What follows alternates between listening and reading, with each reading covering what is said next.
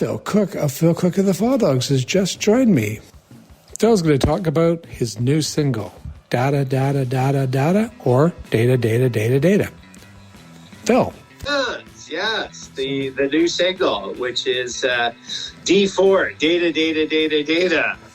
It's, so it's, I mean, what figures into our lives these days a lot, or a good proportion of our lives socially and in the news, et cetera, is obviously cyberspace, what's out there that we call the internet and social media, and that sort of has a core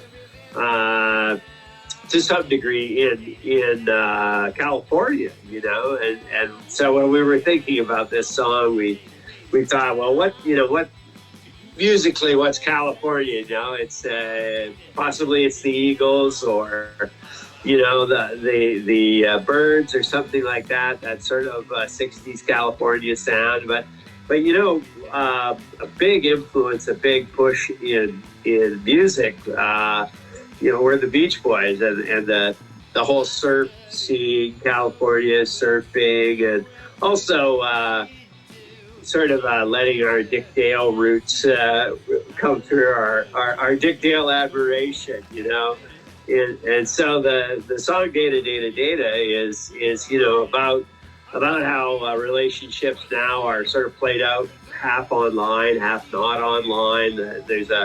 There's a human aspect to it, but there's also this extension of, am I even dealing with someone who's real?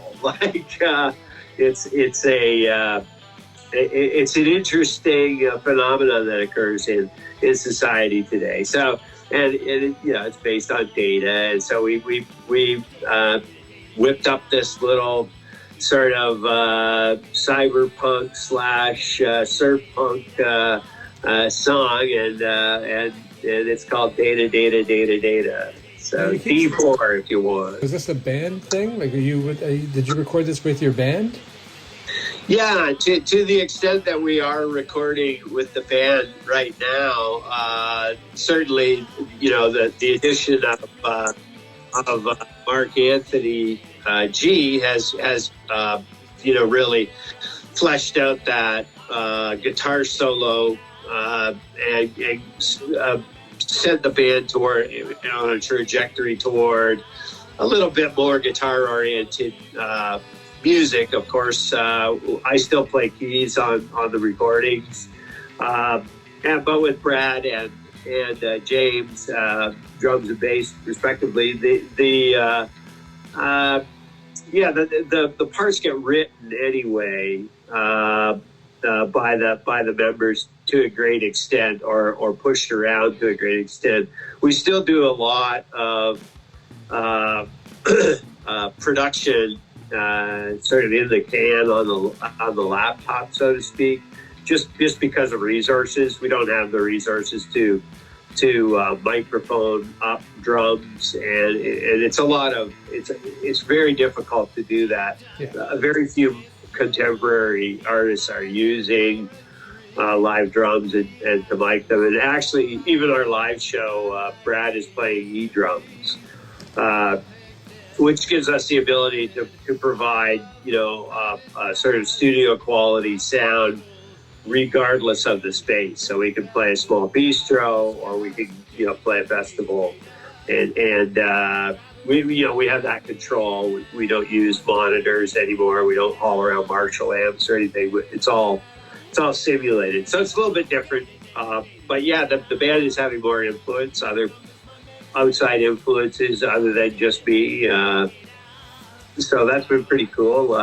It's an interesting sort of creative environment that networking and adding this, adding that, and it brings a lot of satisfaction, I think, that throughout the band, as opposed to just one person doing it. Now, I gotta ask. Now you got this band, the Falls Dogs. The Falls around the corner. Are we going to see you guys out and about playing live? Yeah, absolutely. Yeah. So we're in London right now, only because of that spatial element. It's close by.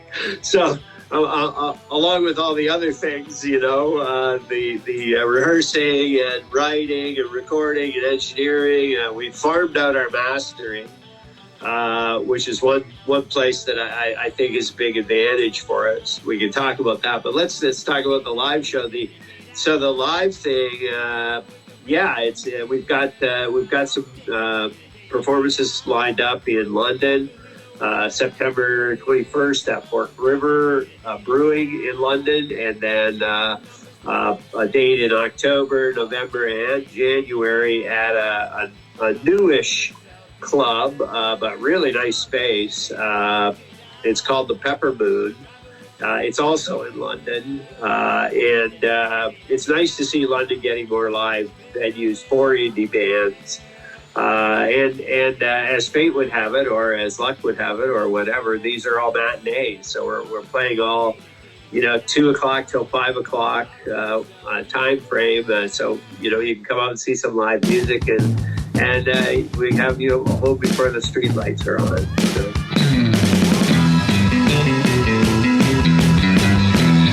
Mm.